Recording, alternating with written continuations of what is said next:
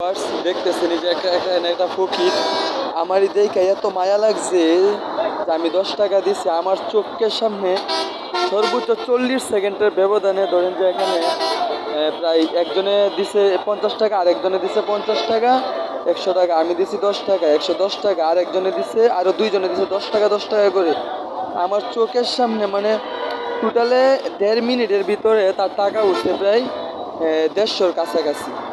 তারপরেও কিন্তু সে এমনভাবে চায়, দেখলে মনে হয় যেন সত্যি অসহায়, সত্যি পাগল। মানে আমি কিন্তু লুক বুঝে টাকা দিই, কিন্তু তারে দেখে আমার খুবই মায়া লাগছে এবং অসহায়ের মতো লাগছে। কিন্তু এত টাকা কামানির পরেও মানে আসলে এই সমস্ত মানুষ আসলে কোন বন্ধুরা থাকে আমি এগুলো আসলে বুঝতে পারি না। তো ঢাকা শহর থাইকে অনেক শিক্ষা হইতেছে, তারপরেও আমার এত মায়া লাগছে যে আমি টাকা না দিয়ে পারি নাই। তো তারপরে দেখেন মানুষের হাতের ভিতরে ধরে, তাকে দেখবেন যে মানুষের হাতের ভিতরে ধরে এবং মানুষের অনেক মায়া লাগে। এই দেখেন একটু টাকা দিচ্ছে, দেখছেন দেখছেন দেখছেন অবস্থাটা দেখছেন। এই দেখেন আসেনি লাগে, দেখেন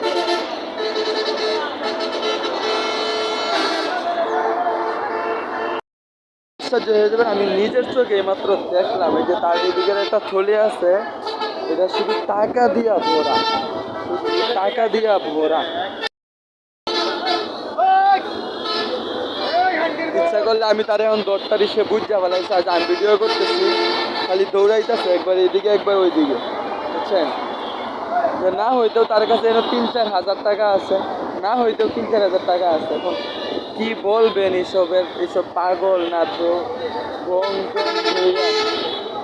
কি বলবো, খাইও তো না এই টাকা দেখ করে ডাকি। যাই হোক, আপনারা টাকা দেওয়ার সময় অনেক সতর্ক থাকবেন। আমি এত সতর্ক থাকার পরেও আমার এই অবস্থা, ধরে চিন্তা করে দেখেন ঢাকার কি অবস্থা। এই সমস্ত ফকিরের কথা কি বলবো আমি।